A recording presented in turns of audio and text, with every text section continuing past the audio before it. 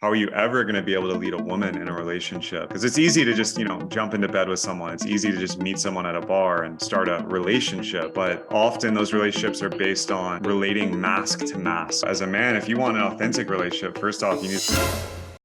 Welcome back, everybody, to the Brett Bailey Show. I am fired up to have you here. We have an awesome guest today. We've got Kevin Orosz. He's a relationship coach and an intimacy and polarity expert. He's been in the coaching space for years now and continues to raise the standard for how much love and passion is possible in life. And his method, of course, is intimate relationship. I've dove into my own conscious relationship, and holy fuck, is there pain involved, but there's also deep, incredible love involved. And that's why I'm all into it. So, Kevin, thank you very much for joining us. Amazing to be here, Brett. Thanks for inviting me. Let's start a little bit with why you've been called to give this service. You could do a lot of things with your time in this life. Why did you choose relationship coaching? Yeah, man, it's not something I necessarily chose. It's the classic thing of like your pain, if you could transform it into wisdom, can become, your medicine, and your mess is your message, some would say. So yeah, for me, it's like, I've been coaching for over 7 years now. I've worked with, entrepreneurs, CEOs, helping other coaches build their business. I've done a lot of, qigong, yoga, breathwork, bioenergetics,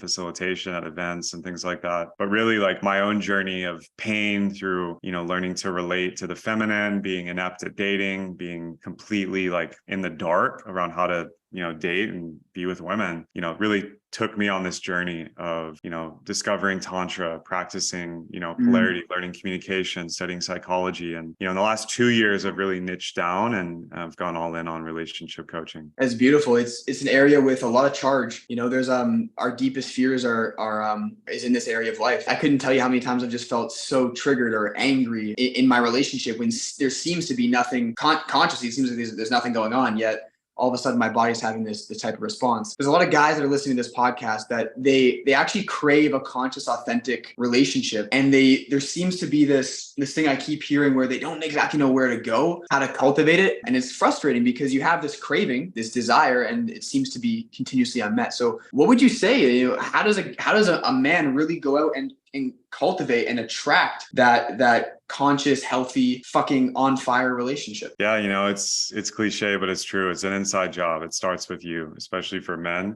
Fortunately and unfortunately, if you're a pessimist, the way the mating game is set up, even in nature, is, males compete or build themselves. Not saying you have to compete with other men, you're competing with yourself. And then the females choose, right? So this is called sexual selection in science, and it's playing out all the time. So as a man, you kind of compete and rise up the hierarchy in terms of physical fitness, mental ability, friend group, your frame, right? Your finances, your community, your career purpose, your drive. And then the women kind of get to hang out in some ways, although they have their own journey, right? It's parallel, and choose from, the men in their dating pool. And so as a man, if you want an authentic relationship, first off, you need to start telling the truth to yourself and be in truth in terms of dating. A lot of people, because of Hollywood and programming, the dating's based on deception if you follow the mainstream stuff. So it's all about, for men, it's like red pill and pickup artistry and all this stuff, which, I went deep into, and I've worked with people, coming out of that paradigm into telling the fucking truth and being real, and also being able to communicate effectively. That's a big part of it. Can you state your desires effectively? Can you lead yourself? Are you leading your own life and business? Because if you're not doing those things, how are you ever going to be able to lead a woman in a relationship and,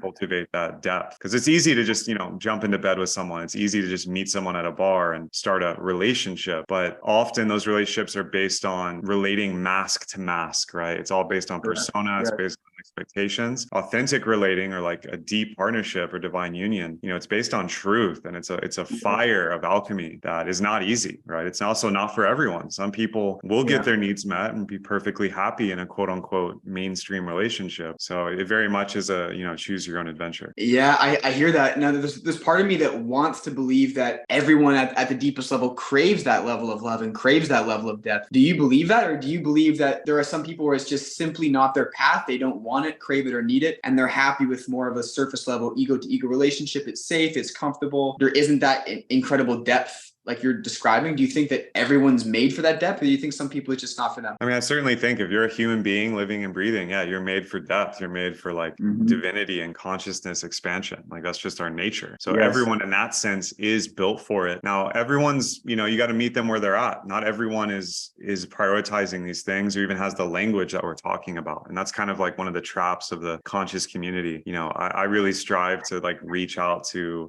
ordinary men, working class guys, ordinary women that are struggling in relationship. And, my clientele tends to be people that, have this kind of language and understanding. So it's really like where you're at. There's a lot of people that on the surface, it might look like, an ego-based or a basic type of relationship, but for them, that is an authentic expression and is where they're at. And so for them, it can be just as fulfilling as the ultra spiritual couple that, has all this language. 1,000%. I know I've seen some of your content around this. It's very passioning subject for you, the spiritual community at times, and how they can show up with just as much ego as an ordinary looking couple who may not have as much ego. And I love that you really identify like, hey man, whatever works for you. I think there's, you mentioned Hollywood, you mentioned conditioning. What are some of the big blocks in conditioning, the beliefs that you commonly see people come with that it's obvious that like, holy shit, this person's believing this and it's completely taking them away from love or taking them away from passion? What are some of the common beliefs people have? Yeah, I mean, the big one is like the myth of the one, right? So it's like happily ever after, white picket fence, 2 kids, the dream wedding, the Disney kind of programming. And this is very insidious in men and women, where you just think that once you meet your person, everything's just magical fairyland and it's all good. Right. And yet divorce rates and infidelity and, domestic violence, all these things are increasing over time as we measure them, which is concerning. What it is it's just a belief or an expectation that, I go to work, I work there, I climb the ladder, but in my relationship, it should just be good because I got to the thing, I did all the right things, I got married, I did the thing. And unfortunately, the relationship world is just work. It's like we still to this day, and this is kind of a mind fuck, we have artificial intelligence now, we've been to the moon, we have nuclear weapons, we have all this crazy technology, which is like magic. If you showed that to a caveman, they'd think you're a magician. Yeah. And yet on an emotional level, on a relating level, we haven't fucking figured it out. Trauma is just perpetuating. People are traumatized, entering relationships traumatized. We're all traumatized on some level. It's part of the human experience. There's nothing bad or wrong about that. But then we raise children to be in that modality, and then they grow up and get married and raise children. And this is just kind of continued throughout human history. The relationship game is theater. It's a play, it's a divine dance. And you can have fun with it, but it also is work. And that's what's so fascinating to me about it. And also where a lot of my like kind of wounding and struggles were in the past, which is why I now teach this. Yes, specifically referring to that you used to have the Disney fantasy, and part of what creates passion for you now is the actual work of it, which is very much what you teach. Is that what you're saying? Yeah, I was raised Catholic, super conservative, so I thought I'd go. No shit, I never would have guessed. Knowing you, seeing you now, like in the last 6 to 8 months, is like, no way he's really, I would never have guessed. That's interesting. Yeah, raised super Catholic. I thought about being a priest. I got super Bible pilled. I was like into it because there is truth and power in that. In Christianity. Now, the way I look at it is very much mythological and archetypal, and there's a lot of power there in Christ's story and the Bible and all this. But the actual lived experience of it is, repression, abuse, self-denial. It's very toxic. Most religions are, because religions aren't interested in you becoming a free, healthy human being. They're interested in more followers, right? Sure. It's this idea of the egregore. It's like a collective thought form that's running people's lives. So anyway, I went into that thinking, okay, I'll just meet the perfect girl and she'll be in a white dress and be pure, and then we'll get married and everything will be great. And that kind of was dashed apart in my life through betrayal and through becoming depressed and lonely and alienated and getting into alcohol and like just becoming so disillusioned with that and thinking it's all bullshit. And then discovering Tantra, discovering through psychology, through evolutionary thinking, like the actual game of mating as like animal to animal, which is real, but also the like spiritual, which is not religious, which is the holiness or the immanence, to use a philosophical term, of love. Because love is like the most desired thing, right? It's what we all want. It's what we are. And romantic love, or eros, is the most like rapturous experience that your everyday person is going to have, right? Short of, climbing Mount Everest or doing a plant medicine ceremony or having like a peak experience. Like falling in love is kind of our most everyday commonplace magic. Yes, 1,000%. We certainly need more of that in our world today, and less separation. I'm curious to know, growing up in a certain religion, what your relationship was with your sexuality. There was a lot of shame around that. And I was like experiencing my own shame around sexuality. And it was actually, I'll share with you, when I was 14 years old, my mom found out I was watching porn, and it was like, I was like her pure, little boy. How could he ever do that, And I felt so guilty for watching porn. It was like the most authentic desire. Like, I loved it at that age. And I've noticed, like, I've had to really work through shame, and I still work through shame around my sexuality to this day. And I'd love to hear from you as someone who's been through the religious experience where, correct me if I'm wrong, sexuality is quite repressed in the Catholic religion. What was the relationship with sexuality like? And I'd love to know how it's transformed to what I'm assuming is a very healthy relationship with your sexuality today. Yeah, I'm still working on myself. I still have plenty of shit to deal with. I don't have it figured out at all. But that being said, most religion and most governments, for that matter, have repressed sexuality for various reasons. One reason is, you can't control it. If you try to control how people have sex and make love, you'd have a revolution, because it's the most basic biological function. It literally creates other human beings. It's a core drive of all biology. Now, in the Christian kind of idea, it's like the body's unclean, it's impure, and your sexual desire should only be for procreation. And there's all these kind of like fucked up ideas about it. And so for me, same thing, as a young man, like very sexually driven, high libido, like, self-pleasuring, like discovering porn, like just being in that energy, but then being told constantly, like, your body, like, you should be ashamed, like, you should never, touch yourself. You should never have sex before marriage. All this like extreme prohibition, which of course just creates more ways to seek it out and creates a drive there. 100%. Now, this absurd thing, and one of my favorite sages and, thinkers, Terence McKenna, points this out a lot. The idea that the body itself, which, it's just the body, like, you're literally born in this body, like, and you're not just the body. Like, materialism is just patently ridiculous, that you're just the body, and when you die, your meat sack is done. Like, there is a spiritual dimension to life, no matter how you relate to it. And you are not your body, because what is dreaming? What is thought? What is language? You can get into that kind of philosophical and metaphysical dimension, but you're not your body. But your body also is sacred. It's just here. And your sexuality and your desire in your body, its ability to feel pleasure, its drive to mate with another human, it's completely natural and normal. It's the most natural thing. So to ideologically define the body is an abomination. And this is what religion and governments try to do, right? Even with the medical freedom and medical issues go into this too. The idea that your body is somehow bad in any way or somehow shameful is absurd. And,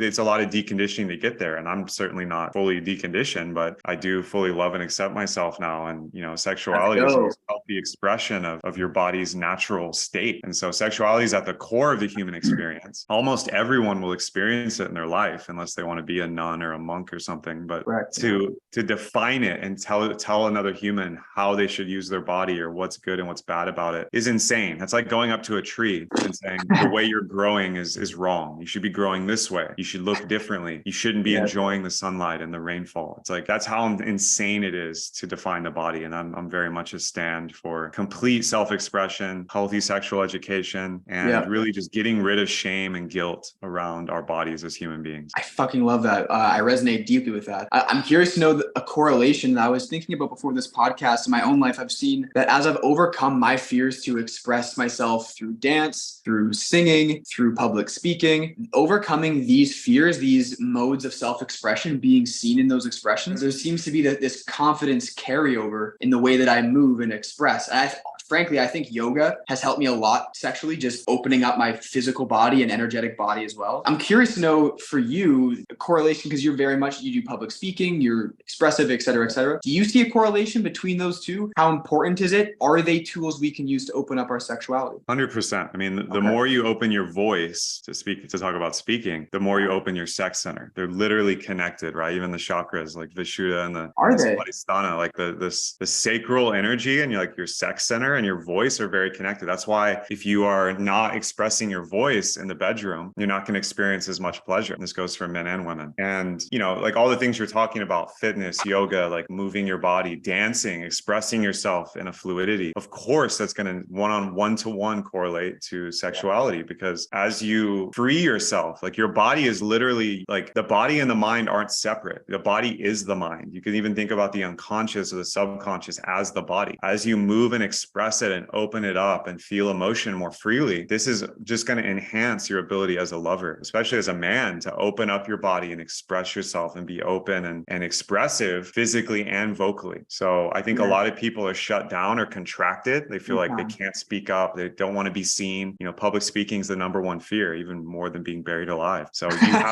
you have to realize that as much as you can express yourself out in the world, and this translates to business, sales, marketing, you know, being a leader, being an organizer, as much as it does to being a lover, being a father, being a husband or wife. Like this is the same expression. And if you can't do it in one arena, it's going to be hard to just magically turn it on in the other arena. Yes, I couldn't agree more. And what are some other ways we can tap into our sexual expression? Because you probably know, working with men over the years as a coach, and I've worked with men pretty much only throughout my coaching career. It's all about practicality.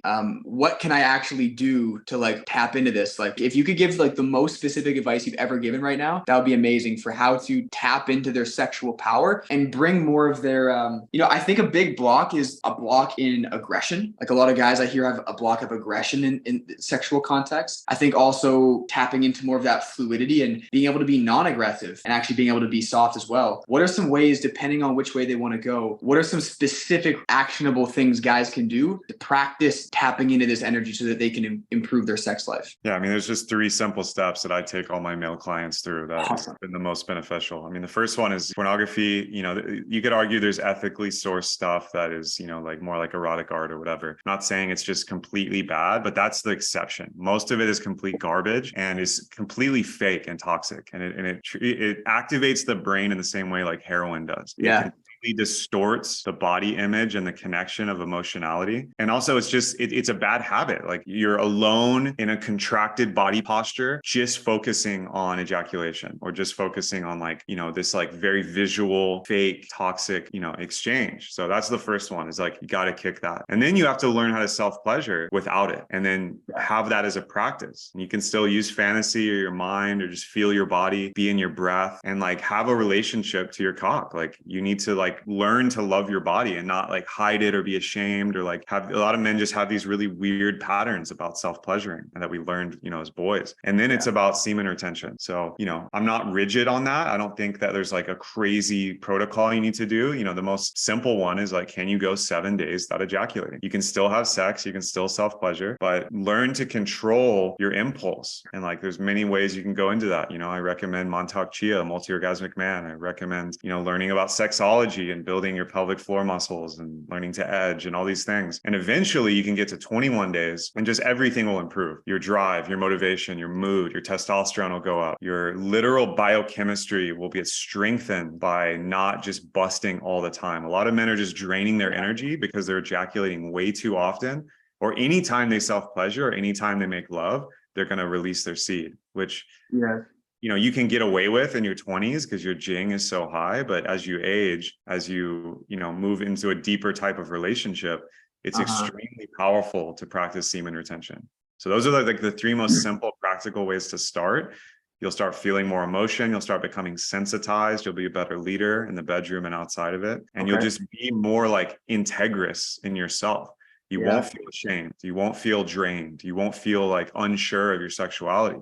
You'll become extremely potent and extremely like driven to be a better lover, to be a better man, better father, you know, whatever kind of life circumstance you're in. Yeah. I think it's wonderful. It's interesting. A lot of yours are really about self-pleasure, porn, semen retention. And it's interesting. It's different than what I thought you were going to say. I thought you were going to give things about like what someone, like when someone's in the bedroom or when they're by themselves, what's something they can like train physically or like do to train that sexual energy. So it's interesting that a lot of what you're talking about is about stopping certain things, not adding on other things, which I think is an incredible place to start. You have to start there, because without doing those practices, or at least exploring them, like all the techniques and the other stuff doesn't matter. Like, it's not going to help to just add on more stuff if your foundation isn't set up. Yeah, I think that's powerful. I'm curious, Kevin, what really is lighting you up right now? What really is piquing your curiosity that is something that you could be studying potentially in your relationship or in your life? I'd be curious to know and to share with the listeners here, just you as a person, what's something that's really lighting your fire these days? Yeah, I mean, it's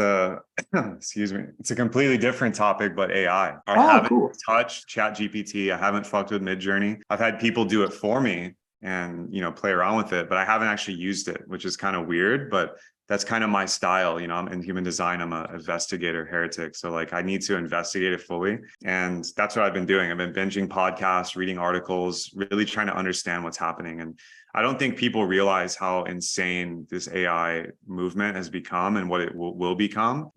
If there's a great podcast on Joe Rogan right now with Mark Andreessen, who's one of the top like AI kind of people. He's founder of OpenAI. And the artificial intelligence discussion is kind of crazy because I'm not so interested in like the technicalities and all that. Like I will end up using it and experimenting with it. But for me, it's about cultural and mythological impact on society. Right. We've all been trained by movies and TV shows that like, by 2020, we'll have flying cars and robot assistants and all this stuff. And, nowhere near that. But what's happening in social media and like all these large language models, which is like ChatGPT, is we're going to experience a radical shift in how we look at work and creativity. So what's funny is, a lot of people thought that like, the truck drivers and the farmers would be replaced by robots, but it's actually the opposite right now. Copywriters, marketers, artists, consultants are being replaced or challenged by these AI models because now they can do things at a fraction of the cost that people can't tell the difference that it was created by machine learning.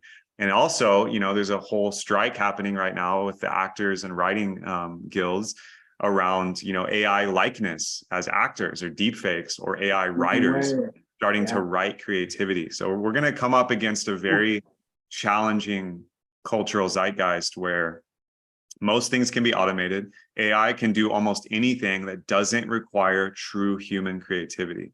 So we're going to be forced to actually bring out what is the best in us. And like, imagine if an AI can write all your emails, write all your copy, it can order the groceries, and eventually, AI will be able to clean your house and do your laundry. And that's awesome. I'm for that. Yeah. I think we do want to unleash human creativity, and anything that humans are doing that's menial or degrading and they don't want to be doing. There are people that love laying bricks and digging ditches, and they love that. And I celebrate those people. A lot of us don't want to be doing a lot of those things. But the challenge is, what will we do when we don't have to do all these busy kind of everyday things? Our core needs are taken care of. We can come out of survival as a species and fully unleash human creativity. That's extremely exciting vision. And that to me is the very optimistic vision. What have you heard about the non-optimistic vision of AI? Like Terminator vibes. And that's the main story right now. I mean, there's some crazy shit. It's like Terminator level shit. There's even congressmen right now that are like, if a rogue AI gets out of control or like a foreign power creates an AI that's too powerful, we will authorize airstrikes on that data center because we have to stop it. Because even the new mission inside? Yeah, it's already happening. There is an arms race right now between US and China because they have the most advanced AI.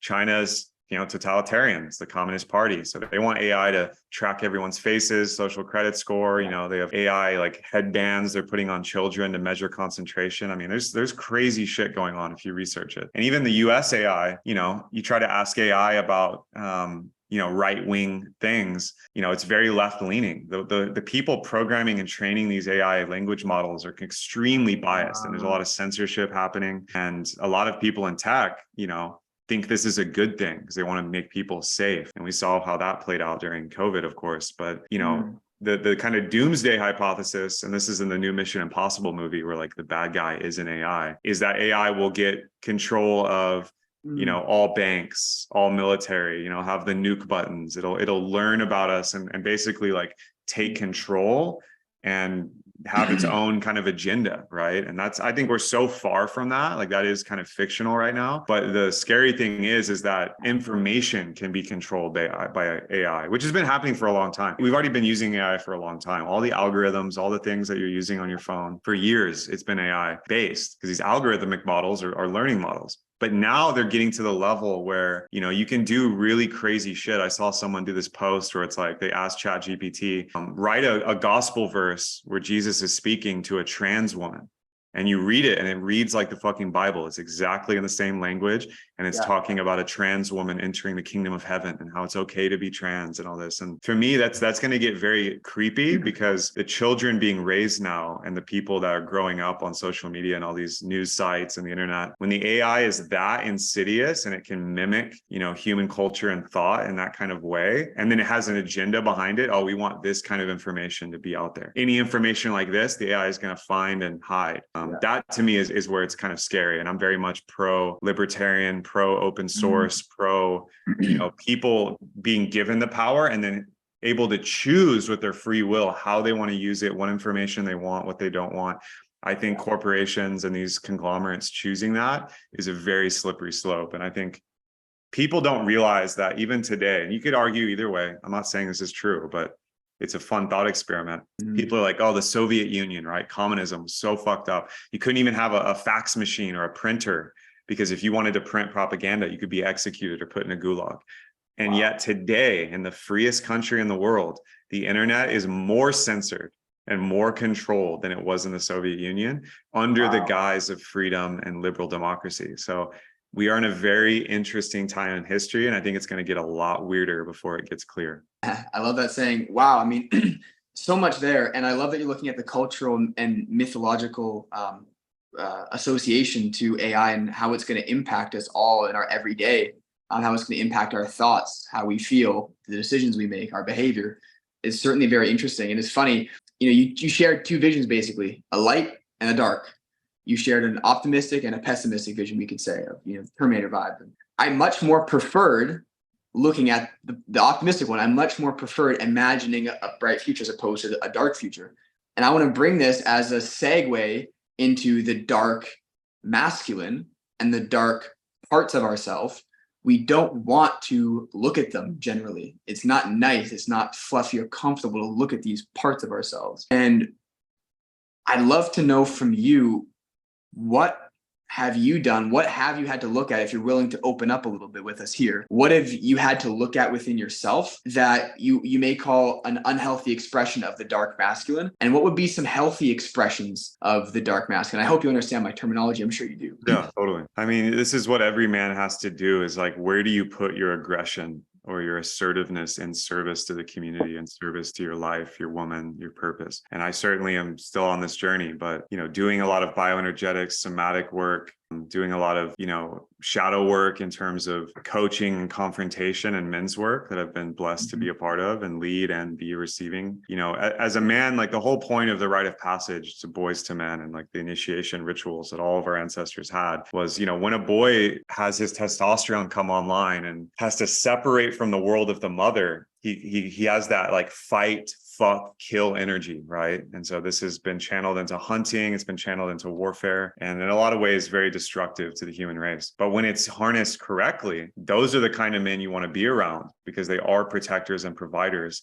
And they have a kindness and a sensitivity because they know that they're dangerous. It's the classic, Jordan Peterson spiel where he's talking about, a dangerous man can be a good man. A man who denies his shadow, which this was certainly me in the past. Oh, I'm such a good spiritual yogi, and like I would never hurt anyone. I would never want to kill anything. I went vegetarian and went on that whole trip. That is not safe. That is actually a very dangerous man in the negative sense, in that he's unaware of his shadow or naive. And so he can lash out and have these really toxic behaviors in relationships often, or with other men. The powerful men, and you meet men that are like, veterans of combat, or they're martial artists, or they're very like, blue collar men that are like, police officers, first responders. These men are on a whole nother level because they know that they can be violent, but that violence is harnessed and channeled in service of protection and for the good. If you try to harm their woman or their children, yeah, they're going to fuck you up. But that's not their modality. They're looking at that, the dark masculine isn't bad. It's a potent force. Again, that fight, fuck, kill energy. If you harness that, you can be a better lover, a better father, a better man in your community, and a protector. And that's what we need in the world. We don't need men to deny their masculinity or deny these dark parts. We need them to be integrated and harnessed in service to protect women and children, to protect other men, and to create abundance. This is what can drive you in business as well. This can make you a good negotiator, a good salesman, a good coach, a practitioner. And that's what the most insidious thing about, this whole phenomenon of Me Too and the toxic masculinity and the woke culture is it's trying to like neuter the masculine impulse. Let's feminize men. Let's make them very docile, using porn, using, drugs and alcohol, using addiction, using the cultural model of like, you need to be a very docile, soft man, because that's what's safe. And actually you need to listen to women. Women know best, and like all that. this is not helpful to our youth right now. It's not helpful to men that are finding their place in the world, discovering their power, and using it for good. You know, we need stronger men. We need more dangerous men that have integrated this. We don't need less dangerous men that, you know, don't know how to hunt, fish, forage, protect, etc. And so I do think there's going to be a massive shift in how the masculine is perceived, certainly in the West, over the coming decades, because a lot of men know it instinctually. They kind of feel it already, but we need more leaders to step up and actually be good role models, you know. And I don't think like Andrew Tate or some of these characters are the best role models. Now, I don't think they're all bad either. They're a lot of the things they're speaking to resonate with young men, because no one is speaking to young men and trying to empower them and help them integrate their dark masculinity. And that's what we need. We need fatherhood, and we need the divine masculine to step up. We don't need to have more mothering and coddling by the government and society and culture. We actually need fathering. The whole culture needs fathering. And that's why we get kings instead of tyrants. Yes. Let's fucking go, baby. 1,000. I deeply, deeply resonate with that. Let's talk about that. Like, let's talk about why, for the men out there, some of them, I actually intuitively feel that many of the men listening resonate with the divine. I'm divine. I'm a, you know, good boy, and I'm nice. And I would never do anything like that. And yet deep down, they have a fucking savage in there. How does that man, like, where does he go? Where does he turn to question, do I actually have this part inside of me? Like, because frankly, I know I was at a naive stage of my journey, and I just intuitively feel that there's a guy out there who actually doesn't think he has dark qualities. So how would he go about questioning that and exploring that in a way? Because it can be kind of scary. And I really am empathetic to the need for safety when exploring these areas. So how can he, in a safe way, start to ask some of these deep, dark questions? Yeah, I mean, this is the classic good boy or people pleaser white knight archetype for men. And, you know, it's very insidious because you act pro-social and virtue signal, but secretly you just want to fuck or like get yours. And there is a savage in there. So if you want to integrate that, you need to do it with other men. You need to be part of a men's community. You need to have a men's circle. You know, there's so many communities now of brotherhood, both professional and casual, where you can be in those energies. You know, I would highly recommend lifting weights. I would recommend martial arts. I would recommend men's work. You know, find a mentor, find a brother, find a coach, you know, find an elder where you can be in that energy and explore confrontation, explore your rage, your pain, your grief, explore your body, your physical prowess with other men. You're not going to get this with women. You're not going to get this going to work in a corporate box. You're going to have to go to a men's community and do it. And it breaks my heart because every day I get messages from men, and I talk to men online who are like, man, I need this. Like what you're talking about. Like, I don't have any men in my life that are like this. I don't have a men's community. My men are just, you know, the guys I know just drink beer and watch sports. And it's like, okay, well, you need to seek it out. Like, no one's going to come help you and save you. Like, this is a job you have to do. And the good news is there's tons of them. And if you have one of these and you're connected to the internet, like everyone is, you can find it, even if it's not in your local community. But I think you'd be shocked at how close to home, you know, a men's circle could be for a lot of men. You can find one in person, and you'd be surprised, even if you live in a small town somewhere. Yeah, I couldn't agree more. Definitely search that out, those of you listening. Kevin, I'm super interested to continue to talk about the nice guy just for another little moment here. This is something that you personally went through, correct? You used to be a nice guy? Oh, yeah. Yeah, big time. Yeah, definitely me too. And I can see I think part of your content helped me see that how being a nice guy is really manipulative. And it's hilarious because the nice guy would never do something manipulative, would never do something with ill intent. Yet I can look back and absolutely see the manipulation in being the nice guy, how it is frankly very inauthentic, and certainly leads to decay and conflict in relationship, and definitely a whole lot of inner turmoil for that particular man. I'd love to hear your journey and tell us about the nice guy and tell us how to get out of that shit. Yeah, I mean, it's not even about aggression. It's about assertion. So assertiveness is just being direct with your desire, your speech, and being able to set boundaries. A lot of men learned this because the kind of zeitgeist of parenting for a lot of us, if you're 20, 30, 40, you know, we had a father that was absent in some way. He might have been physically there, but he might have been emotionally absent. He wasn't setting a good role model. He's doing his best though. The mother might have been smothering, or like a helicopter parent, where she was trying to control everything and really get her needs met through you. You know, you can call this the little boyfriend or the little husband, where like she wasn't getting met by the father, so she went to the son. And this is a very like ancient thing. And, you know, it's described in Freud, it's described in, you know, the Oedipus play of the Greeks. You know, this is an ancient thing that happens. And obviously women have their own version with the Electra complex and the vice versa. But ultimately the nice guy or the white knight, you know, or as the street would say, Captain Save-A-Ho, you know, this is a very manipulative strategy, because I'm going to be a good boy. I'm going to do everything right. I'm going to take care of you. I'll do anything you say, but that's all transactional. Well, now I want to get sex. Now I want money. Now I want your validation. I need love. This is the only way I know how to get it. It's a strategy. And it's often covering up a very deep insecurity or a very deep sense of like, I don't feel worthy or lovable. I feel this a lot with men I work with, where underneath all that nice guy posturing is just a very like lonely little boy who just wants love. Now, what's the mind fuck for these men is acting out the nice guy will not get your needs met. The real way to do it is to be a man and be assertive and direct, set boundaries, own your no. If it's a no for you, say no. The nice guy will say yes, even though his body's a no. And people can feel that, especially your partner. Your women can feel that, and they will learn to not trust you, and they will shit test you and try to get you out of that in their own ways. You know, the feminine has their own manipulative version of the nice girl, the good girl. But a lot of nice guys out there are struggling, and they seem on the surface, oh, he's the best guy, always helpful. He's so nice. He's so kind.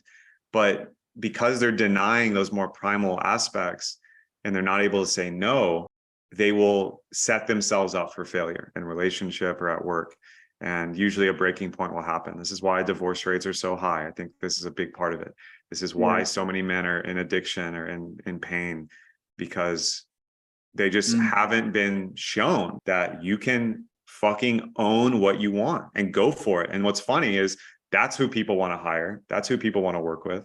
That's who people, you know, in dating want to date. Like a woman wants to be fucked open to God and like feel claimed, and like she wants your primal power, but it has to be connected to the heart. And that's the big piece here.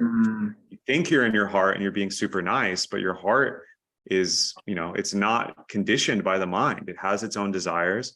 You can be soft and attuned and sensitive while still being a savage and being direct. And that's kind of the fine line you have to walk, which is what I, you know, help a lot of my male clients with. That's fucking awesome. Even just hearing that, I get fired up. I mean, you know, I told you before this, I'm going back to Bali in a day to see my partner, and fuck, it's been difficult to be without her. And intimacy provides such an incredible level of depth and connection, and really seems to fill these deep needs of desires for love and you know, part of me at times has felt guilty for, you know, I'm so much in the community and in the coaching space, in the spiritual community of like, I don't need anything for outside of me to make me feel good, you know, and there's obviously tremendous freedom and power in that. And man, do I love just cuddling with my woman, and it feels so amazing and feels so loving. Where for you, Kevin, is the line between like codependency and using that to fill yourself up, let's just say in an unhealthy way, I wish I had a more specific word, versus like just enjoying that woman or that feminine energy, but it's not like I don't need it. I really want it, desire it, yet don't need it. Where do you draw the line there for yourself? I mean, first off, you do need it biologically. Like, okay, the attachment is real, and the goal should be a secure attachment.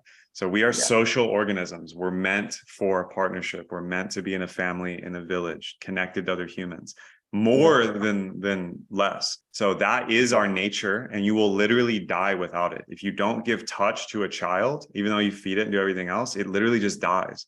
So we need that. The needs are sacred. So own the needs. But yes, there is a level where you should be self-reliant, especially as a man. Like, you need to fill your own cup. You need to have a connection to God or to whatever spirit, the universe, and you need to have a connection to your body.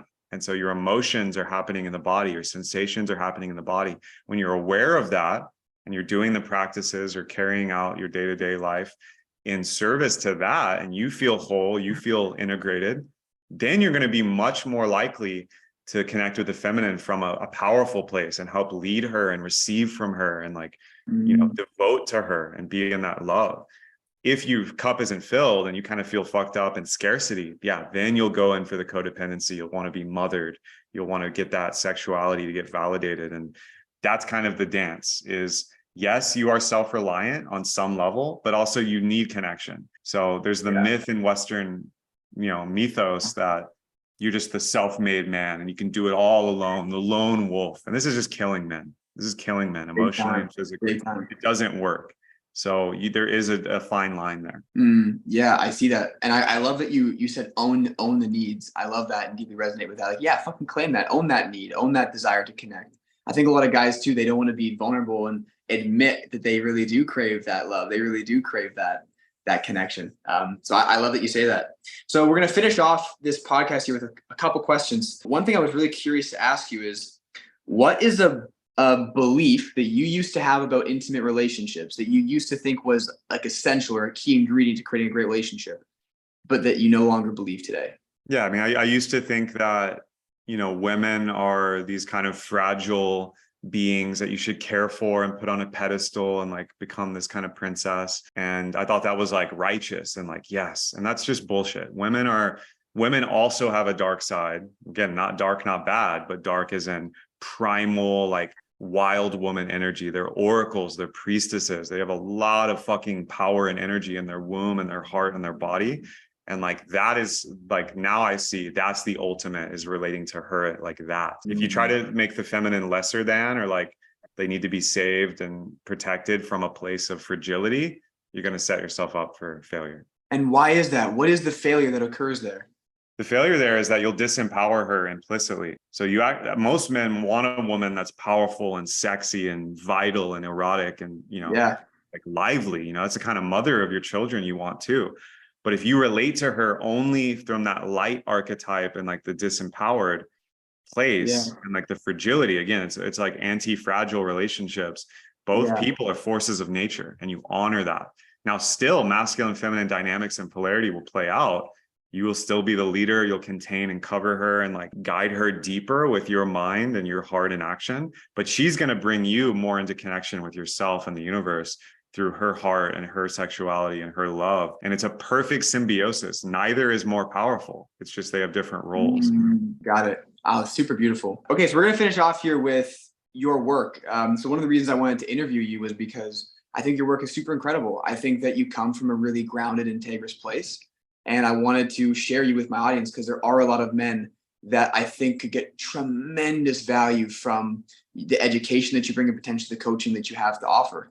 So I'm curious to know from you, there's a lot of coaches out there, certainly many that are in the relationship space. What's something that you generally believe is like your unique fucking Kevin sauce that you really appreciate about yourself? I mean, they do call me the sauce boss. So, I mean, for me, I thread a very narrow line that I think is pretty unique. Or I don't see very often. I want to meet more people because I was going to do a PhD in psychology before I kind of got red pilled and was like, fuck all this. So I do understand neuroscience, psychology, attachment styles, and like the mating evolutionary dynamics very well. And I love to talk about it. It triggers some people because it makes people feel uncomfortable that there are these primal mating dynamics happening. And I am a deep student of Tantra and yoga and Taoism and qigong and the sexual kung fu and the energetic practices that come with that. So when you combine both, that's kind of my approach when I'm doing, dating coaching or I'm working with a couple even in a relationship, is it's combining the West and the East and combining the science of it and just the straight up biology and what's real and you can't deny with the more energetic tantric, high level practice that's going to really create that juicy, sexy love that, we all desire.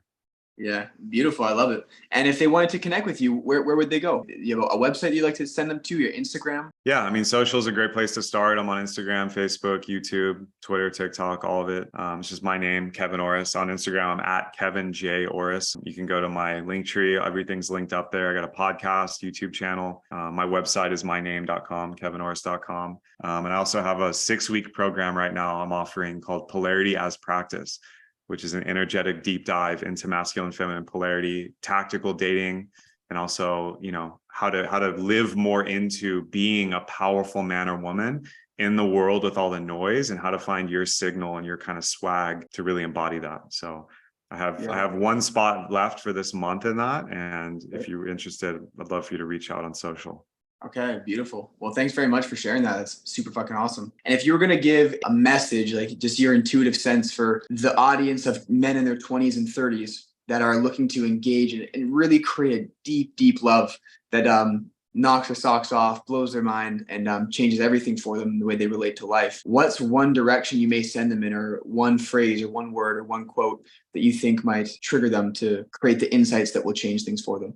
Yeah, in one word, it's alignment. In a sentence, it's when you are aligned with what is yours to do, call it dharma, call it kuleana, your mission, everything else will organize around it. So stop chasing women or trying to date or get laid. Stop chasing money and doing things you don't like doing just to make money. Find alignment in your body, in your men's circle, your community, in your work, your passion. They can be separate. Some of us are lucky to have work and passion aligned. Doesn't have to be the case. You can render unto Caesar what is Caesar's and unto God what is God's, because you have a path of alignment. And when you're on that path, everything else will organize. And that's also how you'll meet your partner. Super beautiful, brother. Thank you very much, Kevin. It was great to learn from you and to share you with my audience. Appreciate you, brother. Cool. And until next time, everyone watching, I really appreciate your time and attention as well. Tuning in each and every week to create connection and create community. I'm absolutely loving the community that we're building here, and I'm excited to continue to grow it. So until next time, my friends, live a life that's true to you.